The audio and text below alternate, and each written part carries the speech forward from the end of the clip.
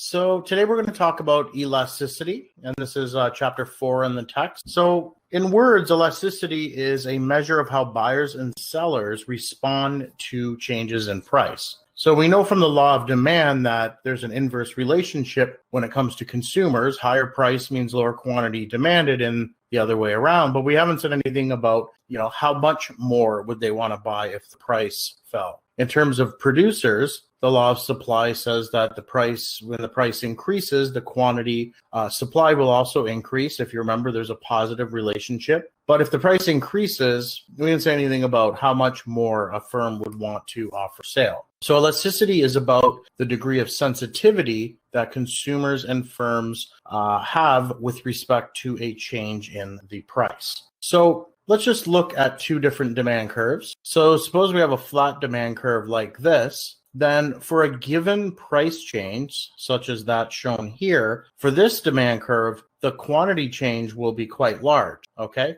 Because if you look just the way it's drawn, you have a little bit of a price change, but when you go over and find out what the quantity demand is for each of those prices, the difference in that quantity demanded will be quite large relative to a demand curve such as this, which is very steep. So for this demand curve, for that exact same price change, the quantity demanded would change very little. Okay, so when we have a demand curve that is sloped like relatively flat, we can say that's a relatively more elastic demand curve than a demand curve that is relatively steep. So with the steep demand curve, we can say that generally buyers are not sensitive to prices, but with an elastic demand curve, they are, okay? So a steep demand curve is called an inelastic demand curve, and an elastic demand curve is a elastic demand curve, okay? So one of the keys when we're thinking about elasticity in general is whether, we're talking about the elasticity of demand in general,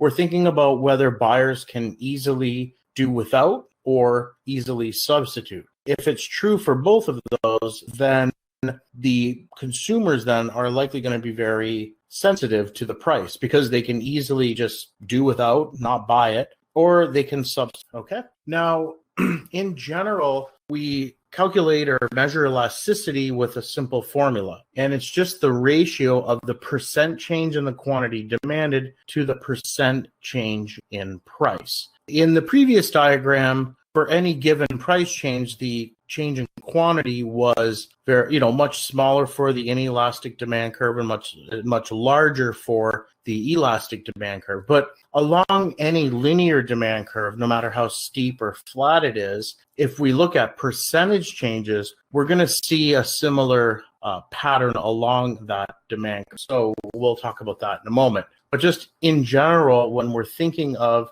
elasticity, we're thinking about taking the percentage change in the quantity demanded and then dividing by the percentage change in price.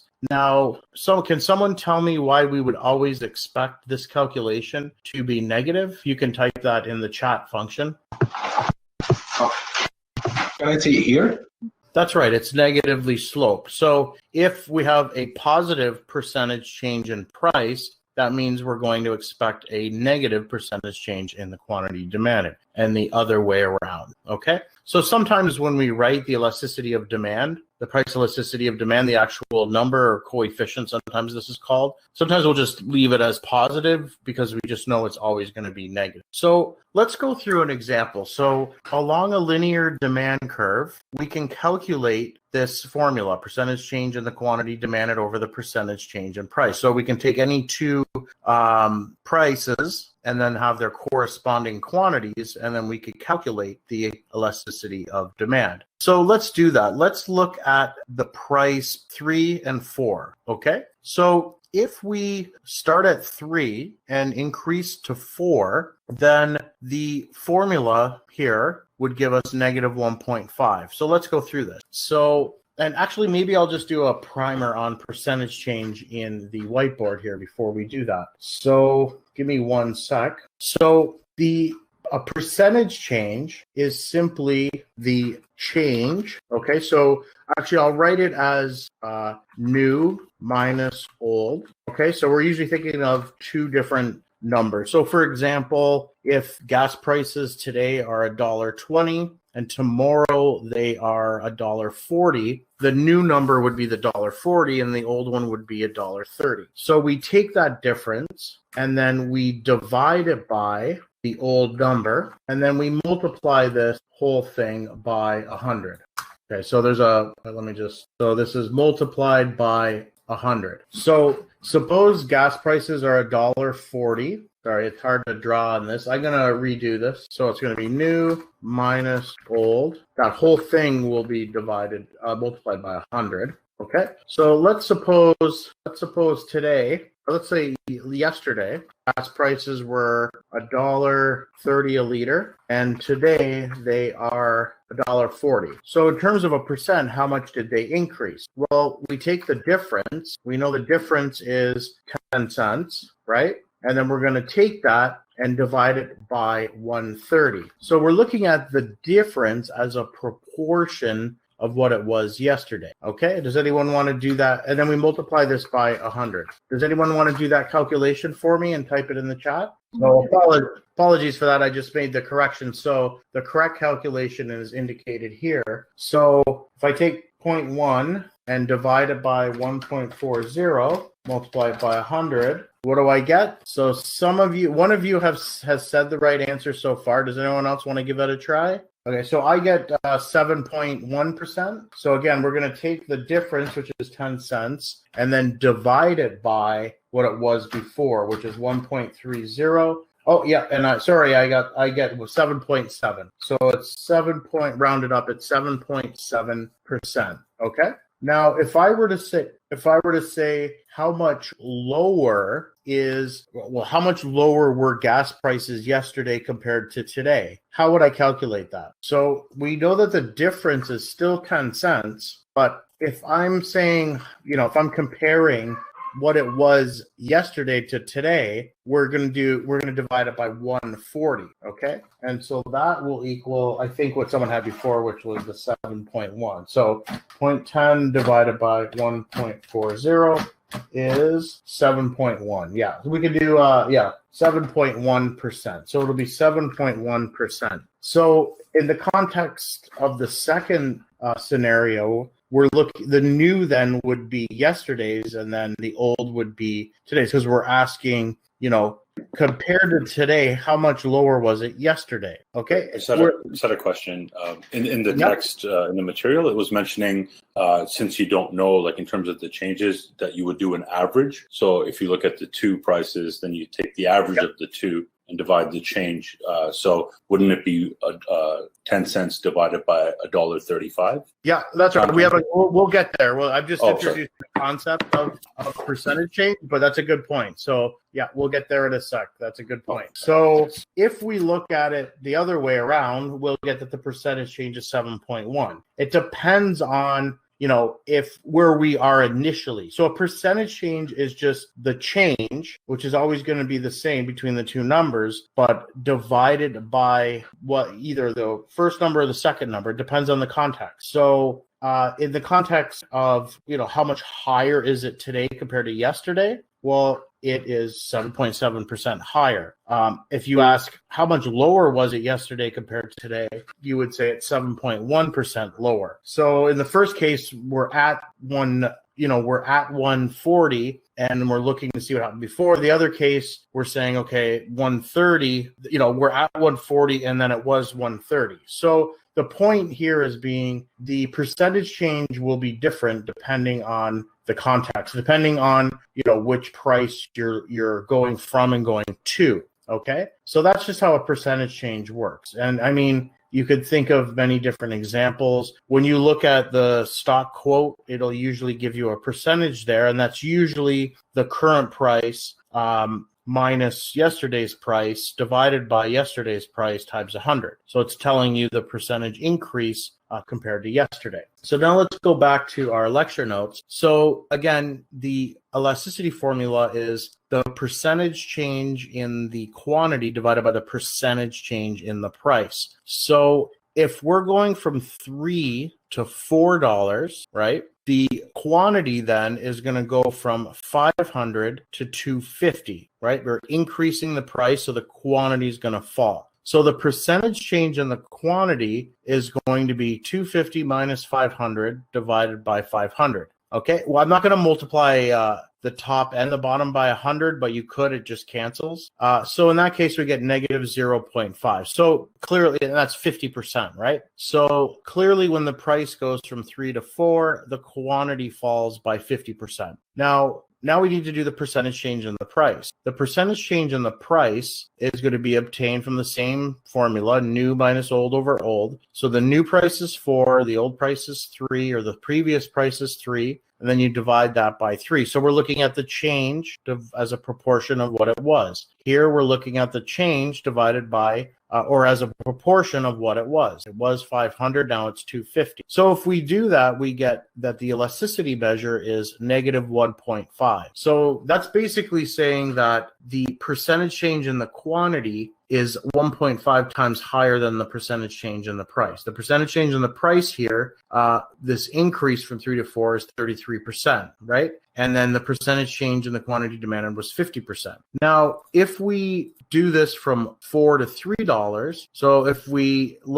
say the price now is $4 and then we lower it to $3, what happens? Well, we know then that the quantity will increase. Here, at first, at $4, the quantity is 250, but then it's doubling to 500. So that's a 100% increase in the quantity. And the percentage change in the price here is 25% because we're going to take new minus old over old. So the new price is $3. It was 4 before, and then we divide that by 4. Okay, so if we're going from 4 to 3, we get that the elasticity is negative 4. So we get different numbers. So that's confusing. So, and usually, we want to look at, this isn't so bad if you look at very small differences, because then the smaller the difference of the price, if we did 4.01 and 4.04, something like that, if we start looking at very small changes, then these two numbers won't be that different. Anyways, I'm bringing this up because this is a bit of an issue when you're calculating elasticity, because you want to know, what direction you're going. But there's a simple way to redo things, or a simple way to do things that makes it easier. So you know how we divided by 500 here and then 250 here, and then here we divided by 3, and then here we divided by 4? Well, what we're going to do is when we do the percentage change, we're just going to divide by the average, okay? And just to point out here, the change in this change here is always 250. It's 250 here, it's 250 here. Of course, one's going to be negative, one's going to be positive, but the absolute value of the change is always the same. And same with the price. The change in the price here is always $1. Okay? It's what we're dividing by that's giving us different answers. So why not just divide by the average? So this is what's called the midpoint formula. And so again, just highlighting what I was just saying. So instead of doing what we just did, we're going to have an easier formula. We're just going to, we're going to make an adjustment to the formula. So instead of dividing by the previous Q, we're just going to take the average of the Q. So here we know that, it depends on the direction you go in. You're either going to get 250 or 500. We're just going to take the average. So the average of 500 and 250 is 375. Okay, so we're going to take the 250, and that's what we did in each of these. It was always 250, and then we divided it by 500 here, 250 here. We're just going to divide it by the average. Okay, and we're going to do the same thing for the price. The change in the price is always 1. And then now we're going to divide it by the average price, which is just the average of 3 and 4, which is 3.5. Okay. And so when we do that, we get that the elasticity is negative 2.3. Okay. So that would correspond to the point right in between these 2 points. So that's why we call it the midpoint. So then if we use this formula, we don't need to distinguish whether we're going from 3 to 4, 4 to 3. We're just going to average it out so that we're in the middle. Okay. So this, unless otherwise stated, use this formula when you're asked to calculate elasticity. Okay. So again, there's some confusion here in the chat. So again, the general formula for elasticity is the percentage change in the quantity demanded over the percentage change in the price. Now, there's an issue because the percentage change will differ depending on what direction we're going in terms of the price change. So because of that, we're going to use a midpoint formula so that when we calculate the percentage change, the denominator that we're going to use is always going to be the average, okay? Yeah, and so if you're asked on a test or multiple choice question to calculate elasticity, always use the midpoint formula. And so this simple method applies to the other types of elasticity we're going to use too, the elasticity of supply and the, income elasticity of demand or anything like that. When you have a percentage change and you're wondering what you could divide it by two different numbers, you're just going to divide it by the average of those two numbers, okay? And so that's the midpoint formula. So if we were to do that all along a demand curve, one thing we'll always find is that right in the center of the demand curve. So if we went, in this case, the center of the demand curve is between a price of $2 and $3. So if we use the midpoint formula between 2 and 3, we're going to get that the center is equal to 1. So that's always going to be true. The center of the demand curve has an elasticity equal to 1.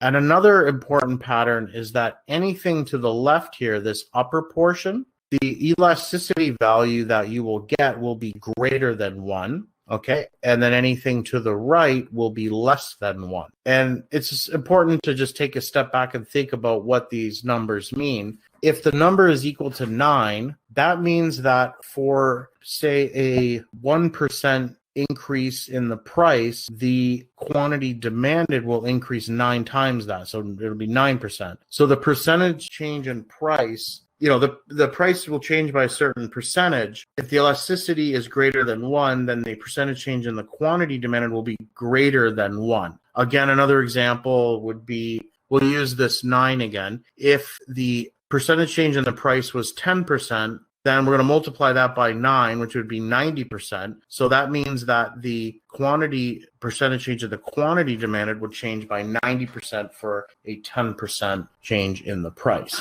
Or for down here where it gets really low, then the percentage change in the quantity will be less than 1. It'll be very small relative to the percentage change in the price. Now there's a relationship between elasticity and revenue. One other thing I just want to point out is, you could, when you're in, say you're in this area here between 4 and 5. Well, in this area here, you're at higher levels of price. So for a 1 unit change in the price, in terms of a percent, it's not as much, right? If you go from 1 to 2, that's 100%. You're doubling the price. But if I increase the price from 4 to 5, the percentage change is not as much, right? You're at a higher level. That $1 doesn't mean as much when you're at higher prices, right? But if you're at $1 and you increase by $1, that's a very large percentage change. So in this area here, in the denominator of the elasticity formula, you're going to have a relatively small number. But if you look down here, you're in a range where the quantities are small, so the percentage change in the quantity will be very large. And so it's not surprising you're getting a very large number.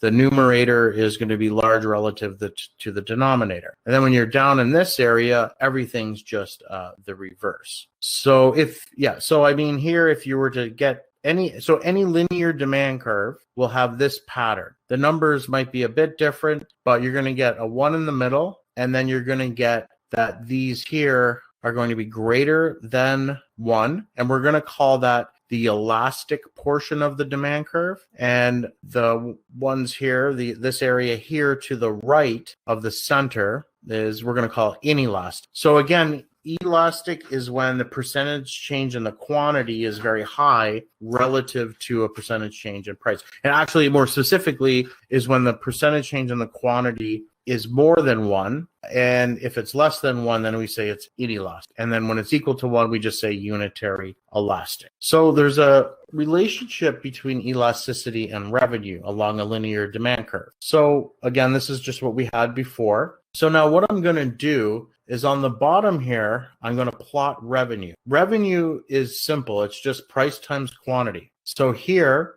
remember, the demand curve is telling us information about what consumers would buy at different prices. If the price were $3, then the company or firm would be able to sell 500 units. And so if the price was 300, then what would total revenue be? It would be 3 times 500. So if we go down here, so at this 500, we're going to put a point for 1500, which is right here. Okay, so at 3 and 5, the revenue is 1500. At this point here, the revenue is 4 times 250. And 4 times 250, if we go down, that's 1,000. But you see there's a pattern here. There's a maximum, right? The maximum revenue corresponds directly to the center of the demand curve. So I don't know, suppose you had a restaurant and you were able to collect information, or, you experimented with charging different prices, or you did some surveys and you were able to get an estimate of your demand curve. And if it was roughly linear like this, then you would know you would get the highest revenue by charging the price right in the middle. Here it would be $2.5. So that doesn't say nothing about your profits, because costs might differ at different quantity levels, right? So that doesn't necessarily mean it would be your profit maximizing price, but it would be the price that would maximize your sale. So there's a relationship between revenue and the elasticity along the demand curve. And so we see here that if we're in the center, that's the maximum. And then if we're in this area here, so if we start increasing our price from 0 to 1, then to 2, how does revenue change? Well, let's look. So at a price of 1, our revenue would be 1,000. That would correspond to this point. Now, if we increase our price to $2, our revenue is going to be 2 times 750. And so that'll be 1,500. So as we go from 0 up to 2.5, which is the center, our revenue increases. Okay, so along the inelastic portion of the demand curve, if you increase your price, you will get more revenue.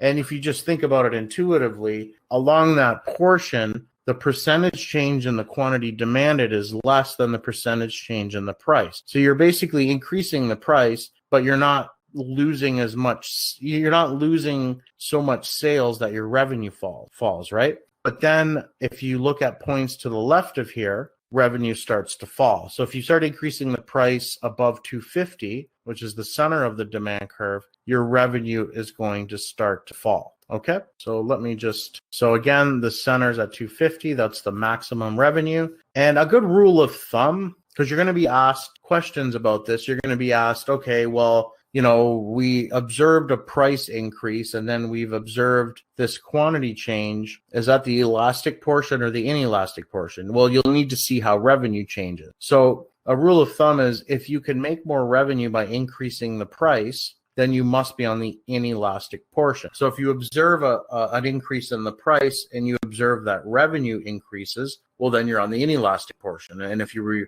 observe the other way around, if revenue falls, that for a price increase, then you must be on the elastic portion. And then you can think about it the other way. If your revenue falls when you decrease the price, well, then you're on the inelastic portion. If you decrease the price and your revenue increases, well, then you're on the elastic. Okay. Again, that's the inelastic portion. This is where you're increasing the price and your revenue increases. And then the elastic portion, which is this part of the demand curve, your revenue falls as you increase the price. Okay. There are sort of extremes when it comes to elasticity. So if you have a completely vertical demand curve, when you draw this, it's just saying no matter what the price, the person's always going to buy this. So this would be an extreme thing. You could think of maybe even drugs, and probably wouldn't. This would be too strong, but it's maybe something like insulin,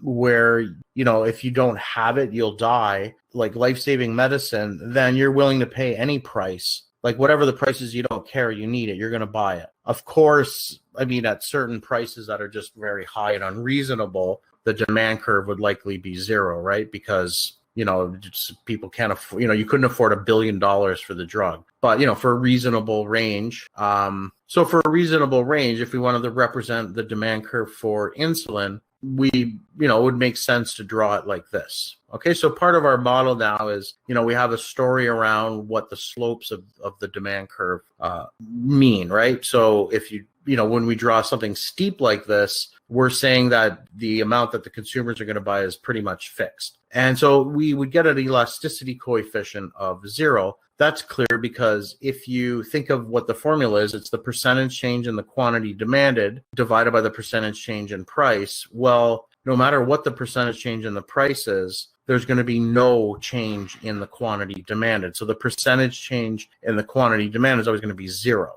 Okay, and so the elasticity calculation will give you a 0. We could do a nonlinear demand curve. We could construct one in such a way that if we were to calculate elasticity everywhere along this thing, you would always get the answer equal to 1.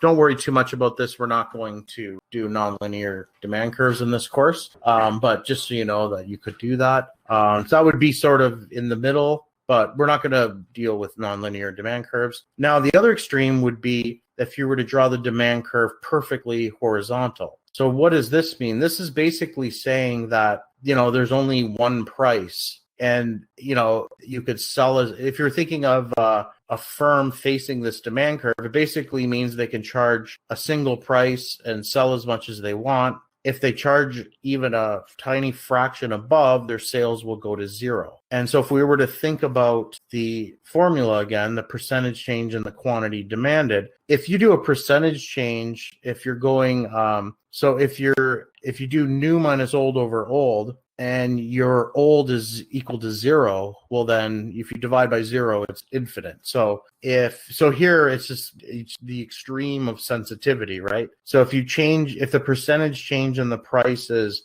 0.0000001, then the percentage change in the quantity demanded will be infinite. It'll go, you could think of the percentage change. So the percentage change is going to be the new quantity minus the old, right? The new quantity is going to be 0 minus the old, and then you divide by the old. So you'll end up with a number that's very, very large. Okay, so in this case, the coefficient would be infinite. And again, as we said earlier, so Yusuf has a good question.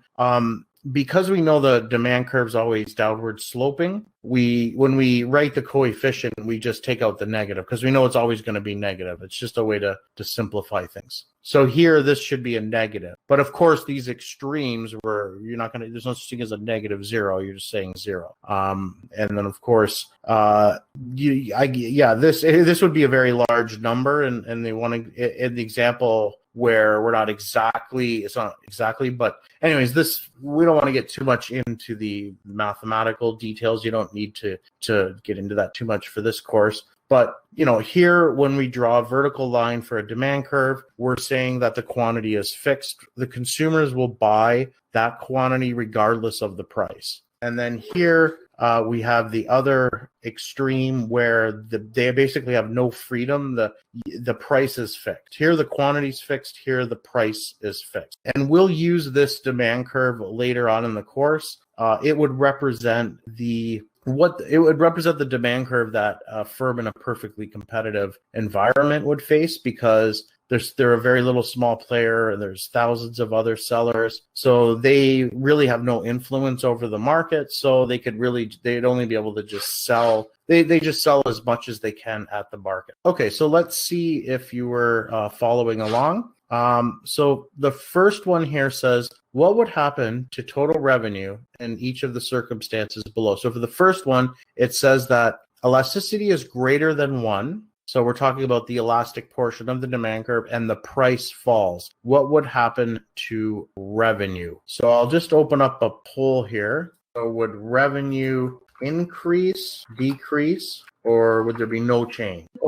Okay, so a good rule of thumb is, remember the rule of thumb I said? So if we increase the price and revenue increases, then we know we're on the inelastic portion. Well, here we know we're on the elastic portion, and so we're also told that the price falls. If we're on the inelastic portion and we lower the price, we know that revenue would fall. So since we're on the elastic portion, then revenue must increase. So good job. 88% got it right. That's a good sign. Okay, now what if the elasticity was less than 1? So we're on the inelastic portion and we increase the price. So I'll do one more poll for this. So would revenue increase, decrease, or no change? Okay, so yeah, this is just my rule of thumb. So if you're on the inelastic portion and you increase the price, what happens to revenue? It will increase. If you're on the inelastic portion and you lower the price, well, then revenue would fall, right?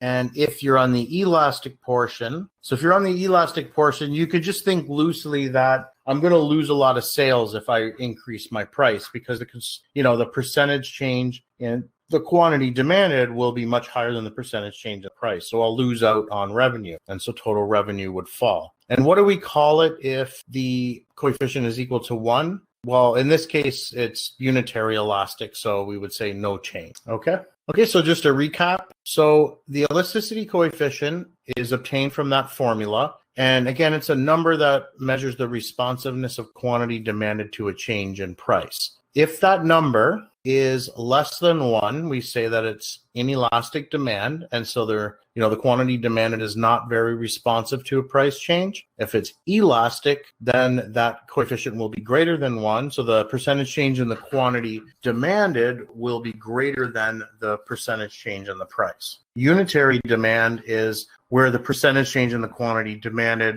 would be the same as the percentage change in the quantity in the price. Okay. So again, if the coefficient is greater than 1, it's elastic. If it's less than 1, it's inelastic. And if it's equal to 1, we say it's unitary elastic. So I'll let you do this for homework. What I'm trying to do here is just show you, you could have the same numbers, but it depends. It depends on the levels because we're talking about percentage change here. So actually, I'll go through this. So in this set 1 here, we have that the prices are $8 and $9 and the quantities are 1 and 2. So if you look here, the change in the price is $1. The change in the quantity is 1 unit. Now, if you look at set 2, again, the price here, the change is just $1. The quantity here, again, the change is just 1 unit. But you'll get much different measures of elasticity because we're on different portions of the demand curve. Here,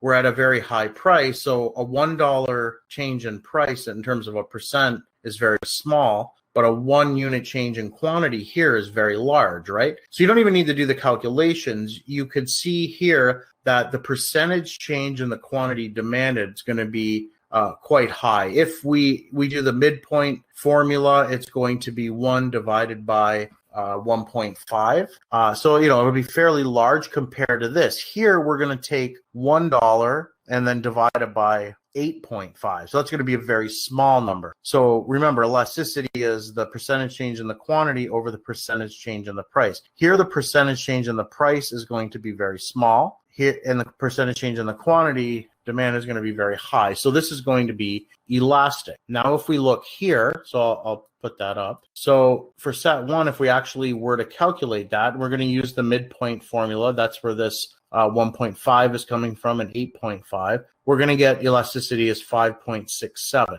But for this second set, if we calculate it, we're going to get that elasticity is 0.18. Okay. So again, it's just highlighting when we're talking about calculating elasticity, we're talking about percentage changes, and so the level matters here.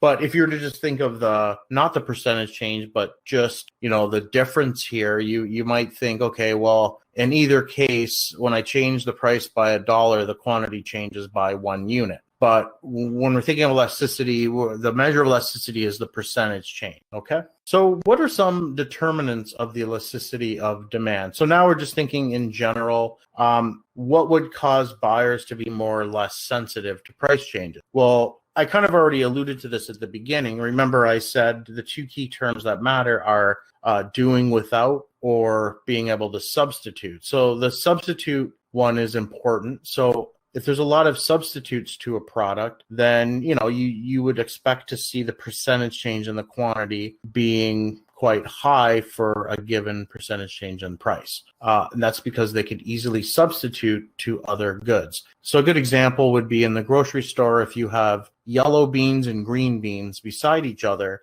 well, they're very substitutable, right? They're almost the same thing except for the color. And who cares about that, right?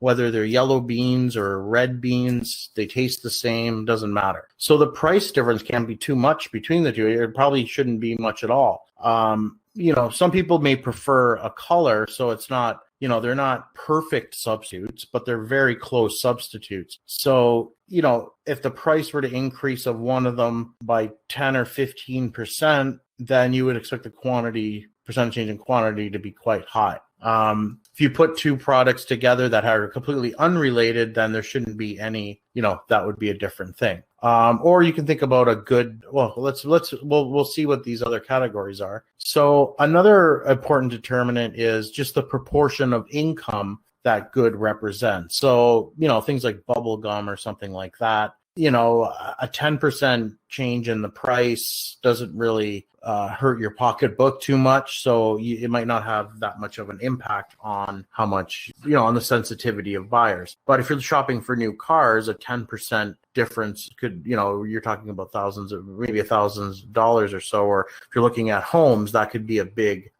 amount of money in absolute terms. So the proportion, how much that price represents in terms of what its proportion is of your overall income matter. And this is sort of related to the expression I used earlier, doing without. So some goods are necessities, some goods are luxuries. Luxuries you can more easily do without. And so we would say that they're going to be more elastic. And also time can play a role here. Over time, goods can change in terms of their overall elasticity because more alternatives can come about, or you could think of consumers learning about where they could, how they could substitute for this product over time. And so, there's an aspect of time here as well. So again, if the good or service is easy to do without, or it's easy to substitute, then it's elastic.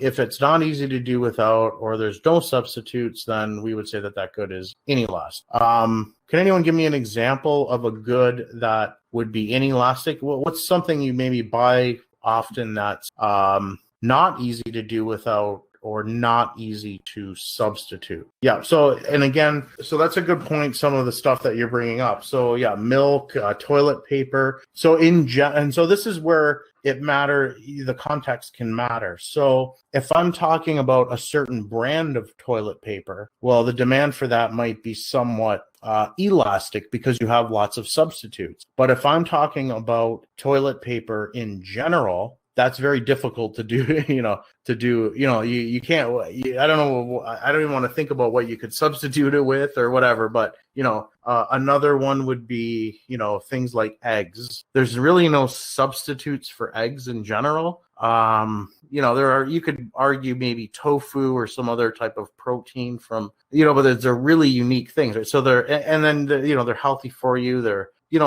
not, you could do without, they're not super inelastic in that sense, but, if you really like them, they're healthy for you. So, they're, not the easiest to do without. But if you were to talk about a certain brand of eggs at the grocery store, or eggs from a particular grocery store, well, that's more elastic because you can go to other grocery stores and get other eggs or different types of eggs. Okay. Definitely like utilities. Someone mentioned, electricity. Well, there is no substitute for electricity, and it's very difficult to do without. So if you were to draw a demand curve for electricity, it's definitely going to be quite steep, right? You could think of, alcohol in general, especially people who are alcoholics. It's going to be quite, hard for them to do without, and you can't really I guess you could substitute to a certain extent, but not really, so you get the idea. So cigarettes for a smoker, they would be very inelastic because they're very difficult to do without, and, they're not easy to, there's no really other substitute for tobacco. But if I guess now there is with electric cigarettes perhaps, but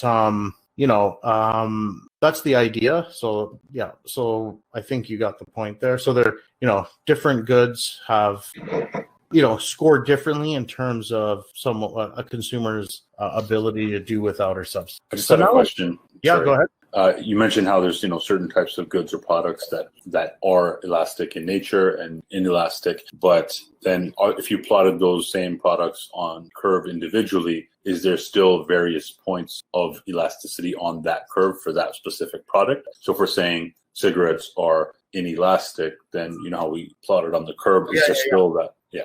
Yeah, I mean, I guess the best way is I'll just do a little. So yeah, any linear demand curve, you will have an inelastic portion and an elastic portion, right? For a very inelastic demand curve, think of this as almost a straight line, but it's not. It's still sloped downward. Well, this is going to go really, really high. So probably reasonable price ranges that you would be operating in would be on the inelastic portion. Do you see what I mean? So you're probably more likely with a very steep demand curve to be on the inelastic portion, whereas an elastic demand curve, that's very, flat, the reasonable prices of the good are probably going to be along the elastic portion. Does that make sense? So yeah, each curve, there's a portion that's inelastic and elastic. And just another thing too, like when you have a steep curve, if you're not thinking of the percentage change calculation, you're just looking at given price change and then the quantity change. Along a steep demand curve for a given price change, you're always going to have a very small quantity change. But when you start doing percentage changes, that's, but you'll always get on a linear demand curve. This, from the center to the left, it'll be elastic. From the right, it'll be more elastic. But you can see if you're drawing it very steep, probably for reasonable price ranges, you're going to be more likely to be on the elastic portion. Thank you. Yep. Okay, so now we're talking about something totally different. We're talking about how the supplier or firm or whatever, how much they would change their quantity demanded with respect to a change in price. So we can think of, I guess the best context to think of this in is suppose there's a certain market price for a good. Oh yeah, for example, with the COVID-19 mask, the N95 mask. So all of a sudden there's a huge demand for those. So, and we can see this, the price of those that you can get for those now is much higher than before. So when we're talking about the elasticity of supply, we're talking about, how much is the quantity supplied going to increase given the price change? So we already saw, this is going to be very dependent on time as well. So in like the immediate market period, or you could think of maybe a week or something surrounding when this virus first started to become known, that where it started to really pick up and we started to learn about it. It's very difficult for companies to all of a sudden double their production, right? So the supply curve would be somewhat inelastic, right? The quantity is somewhat fixed. But, they could probably work a 24-hour shift and make a few more, that sort of thing. But it's going to take some time for them to be able to double their capacity or triple. And then we see over a few months, they've been able to supply quite a bit, right? Although, not as much. The price is still a bit high. There's some, it's not a perfectly competitive market, put it that way. If it was a perfectly competitive market, there shouldn't be too much reason why the price wouldn't go back down to what it was before. But obviously in the real world, there's more complications than our simple model. But yeah, that's the idea. So over time, you could think of the elasticity of supply as becoming more elastic as obstacles to production are overcome. So that's the main actually story with the elasticity of supply. But yeah, let's just go through it now in a bit more detail. So the formula is very similar. Quantities on the top again, prices on the bottom. The only difference here is we're talking about the quantity supplied, not the quantity demanded. So all the calculation stuff is all the same. You can use a midpoint, use the midpoint formula. You're always going to get a positive number because price and quantity work in the same direction. And so if this number is greater than 1, we say it's elastic, because that means the percentage change in the quantity supplied is greater than the percentage change in the price. So, so this would be, you would be thinking of some kind of a business where, there's not too many obstacles in terms of getting more offered for sale in the face of a price change. But yeah, it's the same terminology here. If it's less than 1, we say it's inelastic, and if it's equal to 1, it's unitary elastic. And we would still use the midpoint formula. All that's the same as before. So instead of here dividing by Q1, we divide by the average of the two numbers. Instead of here dividing by P1, we divide by the average. And again, why is this always positive for a supply curve? Because supply curves are upward sloping. There's a positive relationship. So if the percentage change in the price is negative, the percentage change in the quantity will be negative. So that'll cancel to be positive. And, if one's positive, the other is going to be positive. So again, time plays an important role here when we're talking about the elasticity of supply. So this textbook brings up what's called the market period. So, you could just think of that's the current day or something like that. It depends on the context. If you think of a farmer's market and the farmer filling up their truck with vegetables to go to the farmer's market, they're usually not going to go back and get more for that day. So that particular day, or what we call the market period, the supply is going to be fixed. It's whatever he or she brought in the back of their truck to the farmer's market. So that's going to be a vertical line at the quantity, right? The quantity can't change. The amount offered for sale can't change in the market period. So that's a perfectly inelastic supply curve. If we're talking about the original unique Mona Lisa painting, and we were to, I don't see why we would want to draw a supply curve for that. But if we did, we're obviously just going to draw a vertical supply curve with a 1 underneath because there's only one of them.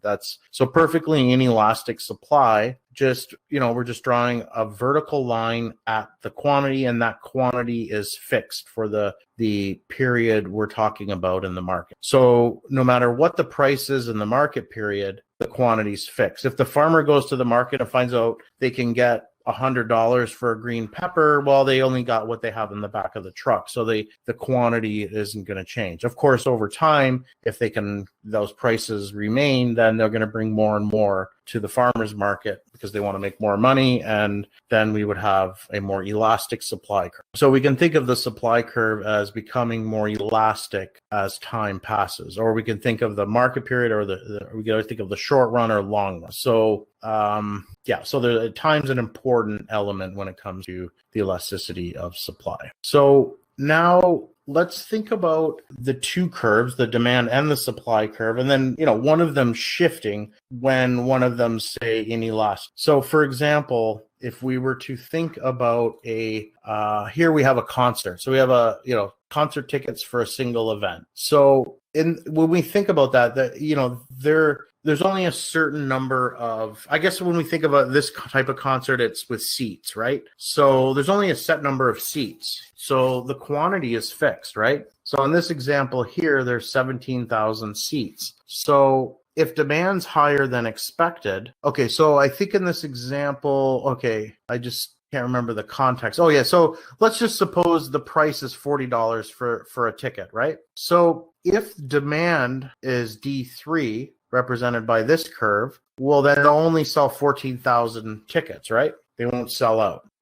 If demand is here in the middle and they charge $40, then they'll exactly sell out. And then if it's $40 and demand turns out to be this amount, then the quantity demanded will be 22,000, right? But there's only 17,000, that they can offer for sale. So what would this be called here? This horizontal distance starts with an S. You can type it in the chat. Yeah, exactly. There would be a shortage, right? And so obviously they'd want to raise the price up as much as they could. So, here we're just saying if demand is higher than expected, there will be a shortage. And so if they stuck with that price and, that's it, they sold all the tickets, then, there could be an issue. The scalpers would actually pick up the rest of the market, right? They'll deal with trying to figure out people's willingness to pay and try and get the best price. So if demand's lower than expected, there would actually be unsold seats, right? So yeah, this is a good example. So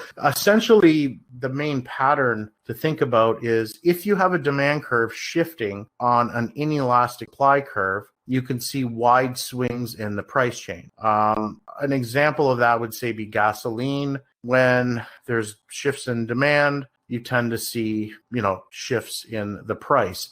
There's lots of factors going on, but, it's not easy. Think about what it would take for a gasoline refinery to increase their production by maybe 20%. They're likely probably running close to capacity because they're very expensive things to build. So you wouldn't want to build a gas refinery and always be running it at 50% capacity. They'll probably make them and to run at 90% or something. So if you need to increase your production of gasoline, that's going to be very hard. It's going to take, a lot of time to build a new refinery. So in the face of demand changes, the price is just going to get bid up. There's going to be shortages. Otherwise, in a market scenario, the price would just get bid up. So anytime you have inelastic supply and changes in demand, the price is going to get bid up. You can almost think of an auction. If you're thinking of a fixed quantity, maybe at this auction, there's like 50 of the same good. Because when we talk about the market demand curve here, we're always talking about the same good.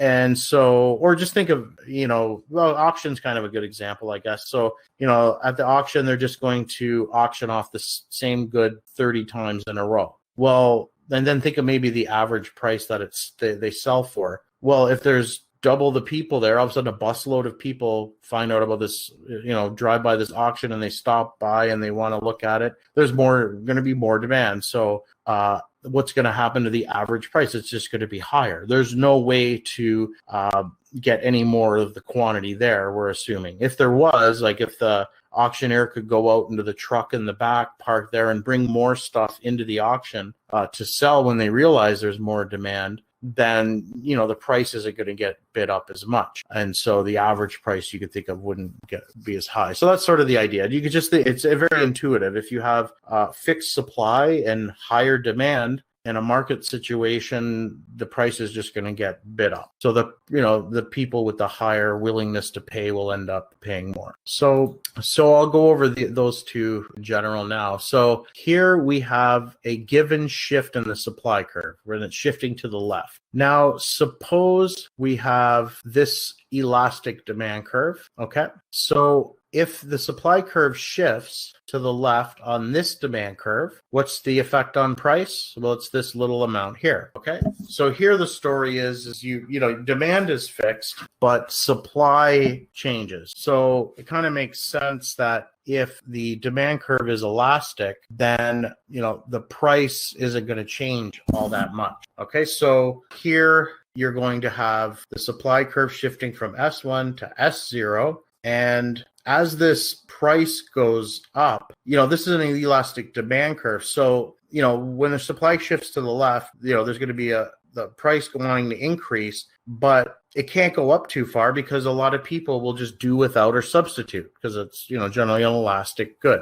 But on the other hand, for that exact same supply shift, if the demand curve were very steep, then the price will get pushed up more because these consumers they're not as willing to do without or they're maybe not able to substitute. And so the price needs to be higher in order for the market to clear. So when you have supply curve shifting on steep demand curves, you would expect large fluctuations in the price. If you have supply curve shifting on an elastic demand curve, you would expect to see the price changes not being so large. And so this is just the other example. So here we have a fixed shift in the demand curve on either an inelastic supply curve or an elastic supply curve. So in this situation, you're going to find that along it's the same story essentially. If the demand curve is shifting on an elastic supply curve, the price change won't be as large as if it were an inelastic supply curve. So when you have a curve shifting on something that's inelastic, you're going to expect to see larger price change. Okay, so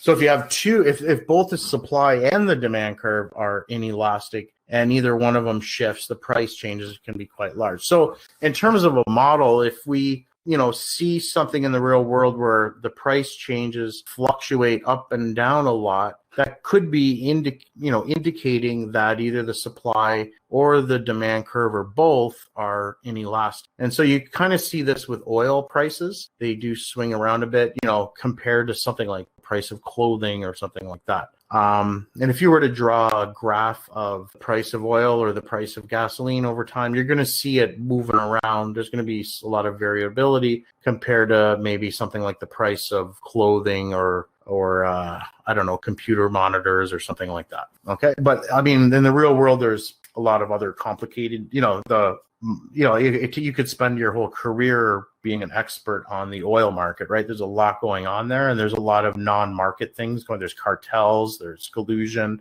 So, but this is just getting at least a little bit of a taste. So, this model, it's part of the story. I predict part of this. So now the next concept is called income elasticity of demand. Okay. Now the numerator here is the percentage change in the quantity demanded, which is the same as what we had before. With the price elasticity of demand, though, we divided it by the percentage change in the price. Now we're going to divide that by the percentage change in income. So now we're talking about how the quantity demanded changes with respect to income. And if you remember from the previous lecture, income is another determinant of the quantity demanded. So why not look at that? That's all. It could be depending on what your analysis you're doing, that could be something interesting, right? So the income elasticity of demand then is the responsiveness of consumers to changes in their income with respect to a particular good. So if we calculate this and it's greater than 1, that means that the quantity demanded, the percentage change in that quantity demanded increased more than the percentage change in the income. So we would call that a normal good. So just think of normal as being a term, just normally we would think that if you have more income, you'd want to buy more of a good. Okay, so if it's greater than 1, we say it's normal, and it's somewhat a luxury good in a sense, because we're saying that the elasticity is greater than 1. So it's, typically with luxury goods, they're elastic. And so we'll just call this income elastic if we find that this coefficient is greater than 1. Now, if it's between 0 and 1, then the percentage change in the quantity demanded isn't as responsive to a percentage change in income. So it could be something like a necessity. So we do buy maybe a little bit more, but our quantity's kind of fixed. But it's on the side where we would have maybe buy a little bit more when we have a higher income. So maybe something like bread. Maybe, we like bread. If we're a multimillionaire or we make $50,000 a year, we're probably not going to change how much bread we buy that much. We might buy better bread. I don't know, but you might buy a little bit more, but it's sort of something like a necessity in a sense, but you're not going to, increase your spending on it by a lot. Now, if it's less than 0, what did we call that? We talked about this a little bit before. So when we talk about the relationship between income and quantity demanded, we could actually have that to be negative. We could have that the percentage increase in income is positive, but there's a negative percentage change in the quantity demanded. And so in that case, we're talking about an inferior good, okay? And we'll say that that's negative income elastic. So what are some examples of an inferior good? Those are some funny examples. Yeah, flea market stuff. I guess it depends on what's at the flea market. Fidget spinners is another good one. I don't know if they still. So that was the kind of a funny fad.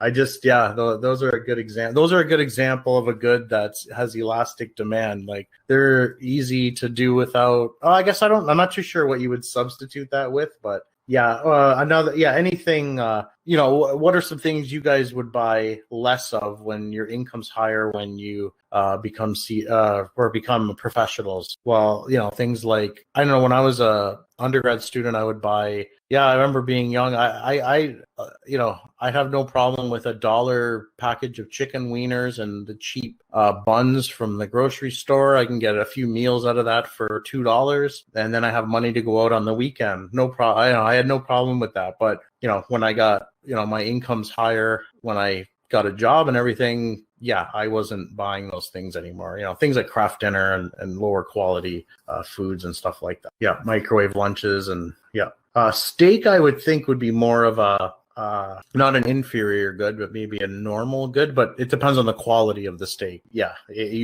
there's certain cuts of steak that are probably inferior, and then the good cuts, you would probably buy more of if you had higher income. So that's income elasticity of demand. Let's just do a question to test you here. So we're given some data here. We're given income. We're given an income change actually from 10,000 to 15,000. The quantity demanded of X here changes from 200 to 350 when we see this income change. And then the quantity demanded of Y, another good, changes from 50 to 54. So now it says to calculate the income elasticity for products X and Y. So it just wants us to do it separately for them, right? So when we're doing it for X, we're doing the percentage change in the quantity of X over the percentage change in income. And we're going to use the midpoint formula here when we calculate that percentage. So for X, it's going to be 350 minus 200. And then we're going to divide by the average of this, which is 275. Okay.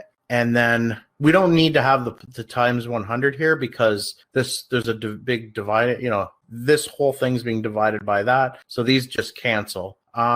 So for the income now, which is the denominator, the difference is going to be 5,000. So 15,000 minus 10,000. Then we're going to be dividing that by the average of these two numbers. And then when we, simplify this up and calculate it, we'll get 54.5% divided by 40%, and we get 1.36. So when income changed by 40%, and when it increased by 40%, the quantity demanded increased by 54%. So we call that income elastic. Now, for this other good, Y, we do this, it's the same calculation, except we're using, so this part's the same because we're using the same income change, but the quantity part is different. And here we get 0.19. So this is a good that, is weekly positive, it's positive. We'd probably buy, there's a little bit of a tendency to buy more of it when your income increases, but not so much. So it's, like my example with bread, or maybe it's something like milk or something, you're not going to double your consumption of milk if your income doubles, right?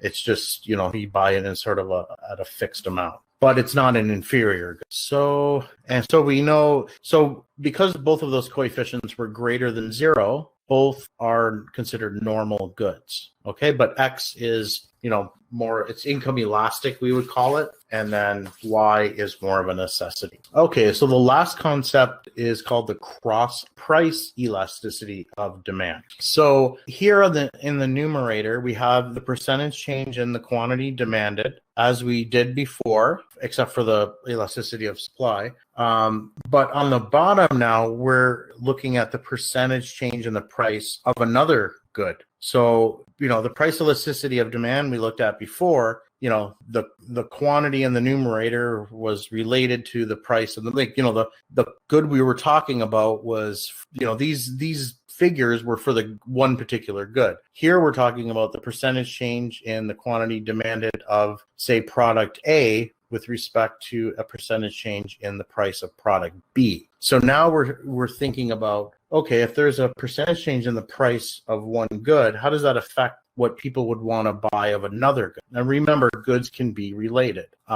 So if this thing has a positive sign, it's a substitute good. That makes sense. Again, remember the example I gave before? I think I gave the example of maybe two pizzerias in the mall. They're both selling pizza. Could be some differences in the pizza. Well, if one raises their price, then the quantity demanded of the other might increase because people will substitute away to the cheaper price. So if we were to calculate this thing, if on the bottom we would say, so this is the one pizzeria that's going to increase their price. So we have a positive percent increase in the price. And then for the other pizzeria, they're going to get more sales. So that's going to be positive percentage change here. And so this thing will have a positive sign. But now what if the price of hot dogs increase? Say they increase by 100%. Well, what's going to happen to the quantity demanded of hot dog buns? Well, the quantity demanded of hot dog buns is likely going to fall because people aren't going to buy as many hot dogs because the price just doubled. So the quantity demanded of hot dog buns is going to fall. So this numerator will be negative and the denominator will be positive. And so if this thing is negative, these would be complementary goods, like a baseball glove and mitt, hot dogs and hot dog buns, any goods that are consumed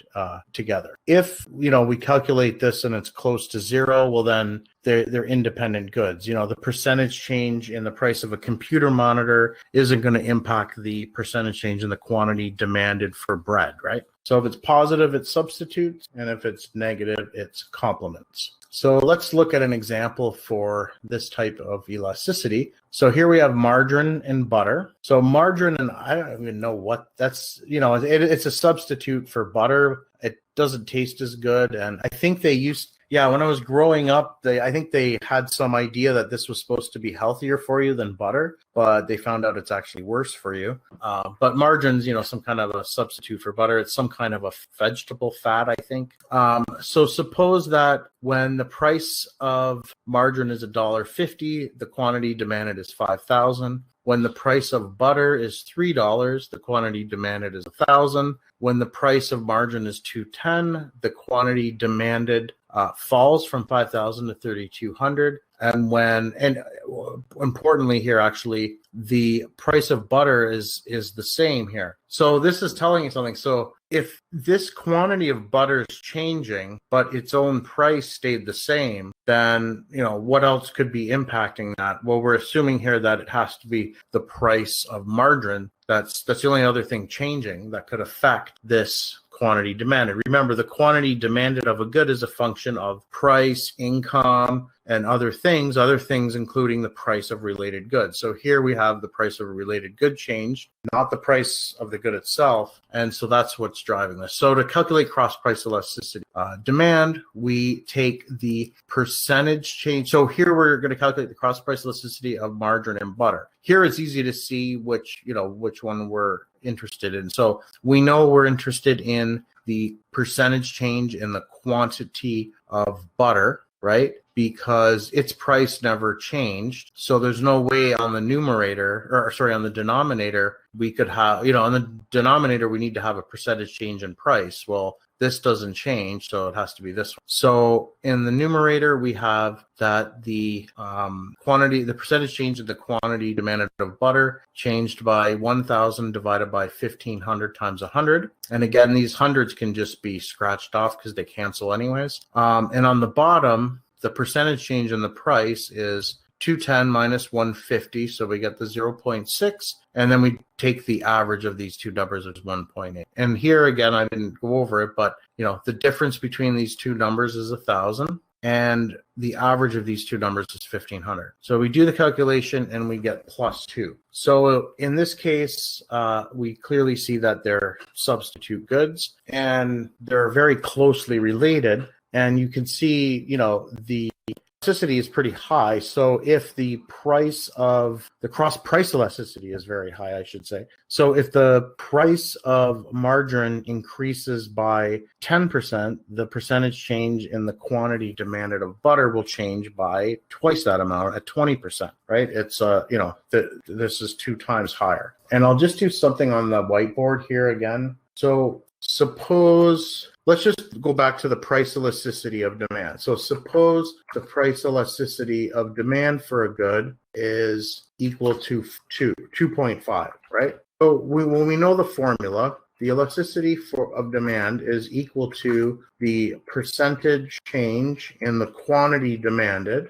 right? And then that's divided by the percentage change in the quantity in the price. So if this thing is equal to 2.5, then we know that we could just rewrite this as the percentage change, it won't let me copy and paste, but the percentage change in the quantity demanded is equal to 2.5 times the percentage change in the price. So if, for example, the percentage change in the price is equal to 10, then the percentage change in the quantity demanded will be 10 times 2.5, so it'll be 12.5%. So just make sure you know how to understand this and work that out in a formula, because you could be asked, okay, so the elasticity of demand is 3.4 and the price change is 2.5%. How much is what's the percentage change in the quantity demanded? So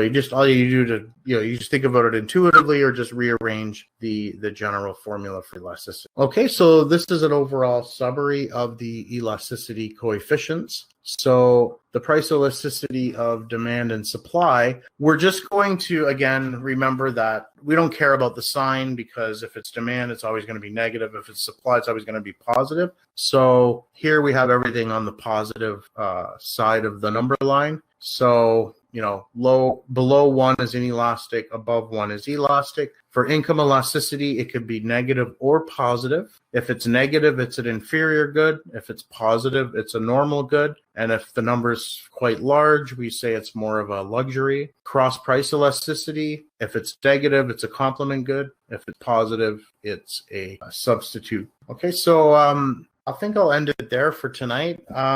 And I'll open it up to any questions as well. But so there's a in-class exercise that looks like this that you should do for homework, and the solutions are posted. So this is a good thing to go through. It's good to go through as a homework exercise. And again, don't forget, if you want to take these up at the beginning of the next class, please let me know. But it's good for you to work it out on your own and do for homework. So it's a nice comprehensive question. You'll calculate the price elasticity of demand, the price. Oh, I'm not sure if it has supply here, but it has the other two. So it has the cross price elasticity and the income elasticity. All right, so I'll open it up to any questions. Everyone doing good? The course is okay so far? Any comments, any suggestions?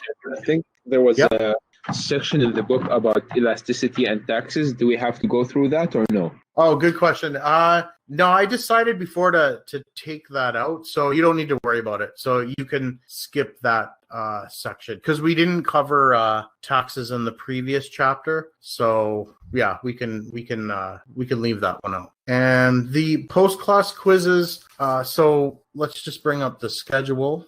So yeah, that's due October 4th, and that's on chapters 3 and 4. This is not multiple choice. It's like graphical type questions or like worksheet type fill in the blank type questions. There's a couple different types of questions. So you might have to fill in boxes and things like that. So they're a little more involved. Although multiple choice questions can be really involved too, because you can just have a lot of material and just be, but you still have to boil it down to what the correct answer is. But these go through, they're more worksheet type problems. So they're a little more, I don't want to say they're any more difficult or anything. They're not multiple choice. They're just a different question type.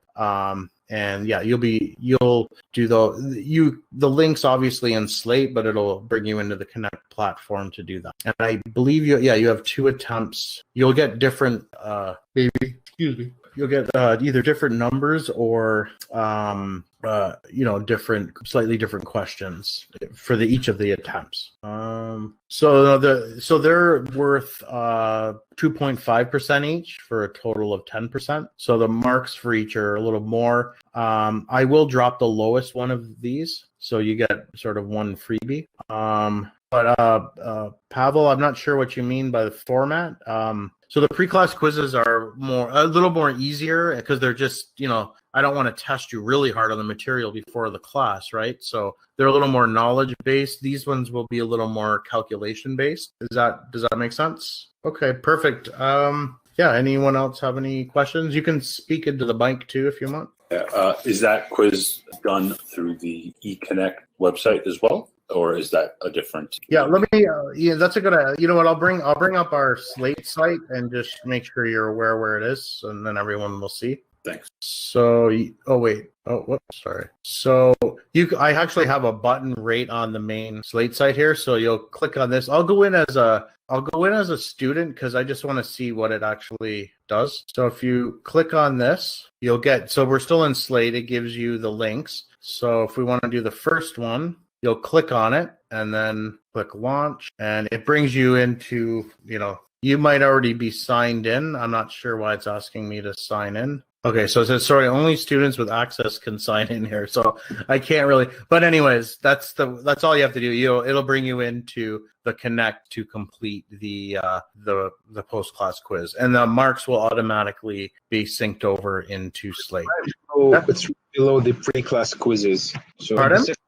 The section for the post-class quiz is right below the section of the pre-class quizzes. Yeah. If you want to, if you go directly into Connect. So again, you can just access these by clicking on the buttons. These just bring you to the content page here where they are, right? Another alternative is just to go right into Connect, so that it will allow me to do. So if you go right into Connect, you'll see pre-class quizzes. They're here. And then you have your post-class quizzes, which are here. And don't forget, there's also these practice quizzes you can do to study for the midterm. And then you also have these Learn Smart learning, they kind of read the textbook along with you. I'm not sure if I mentioned, I think I did at the first class, but these are here too. They're optional, but you might find this is a better alternative than just directly reading the textbook. That's up to you. But yeah, so the pre and post class quizzes are right here, but the links to them are in Slate. So this is nicely integrated. So under content,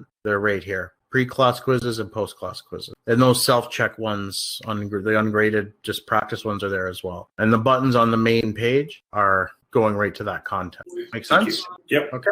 All right, everyone. Okay, great. If there's no other questions, do the first two pre-class quizzes not count? So again, I'll drop the two lowest at the end of the term. So again, I think I mentioned this before, you might, in the grade book, you might see dropped here and there, the words dropped. Just ignore that. That's keeping track of the two lowest quizzes. And for the post-class quizzes, I'll drop one of them, okay? Does that make sense, Jack? Yeah, so just ignore that word dropped in the grade book. It's just keeping tally of the ones with the lowest grades. Okay, great. If there's no other questions, have a good night. Thanks again. Make sure we keep the attendance up. That's good. And take care and have a good night.